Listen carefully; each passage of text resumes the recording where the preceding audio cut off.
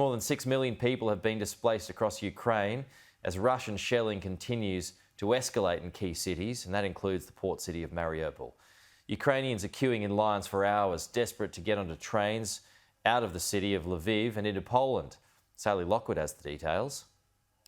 In the 4 weeks of this war, around a quarter of Ukrainians have been driven from their homes, and you really feel it here at Lviv's central station. Thousands of families passing through here every day. Now, this is the latest train which is about to leave for Poland. People have been queuing for it for hours with no idea whether they were going to get a place on the train or not.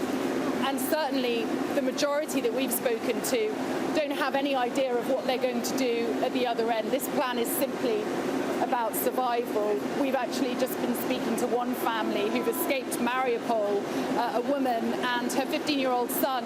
They've made it onto this train and they say they want to leave because they simply don't feel safe in Ukraine anymore. They gave a harrowing account of escaping Mariupol, that southern city on the coast that's been under siege by Russian airstrikes for weeks now. She described the scenes there as apocalyptic, and how she and her son managed to escape the city on foot, but then they fell into the hands of Russian forces who, she says, tried to take them to Russia, and they then managed to get seats in a car with strangers and make their way eventually here to Lviv, and they're now on this train on the way to Poland.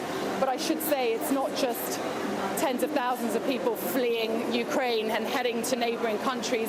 We've also met people who are heading in the opposite direction to try and find relatives in the centre of the country because they simply feel safer being together with their families. And I also met 3 former British soldiers here at the station around an hour ago who didn't want to be on camera. They didn't want to be identified because they said they'd get in trouble with the British government for being here. But they've come to join the fight in Ukraine, and we're heading towards Dnipro, a city in central Ukraine. I asked them what it was that triggered their decision to come over here, and they said it was when they saw the scenes of that bombed maternity unit in Mariupol. I asked how long they were going to stay. They had no idea. They said, how long is a piece of string? Certainly everyone you meet here has a story, and the majority of those stories are absolutely heartbreaking. But certainly for now, this is the latest train to leave for Poland, in a city that is welcoming tens of thousands of people who are fleeing here to safety. And let me just show you this sign.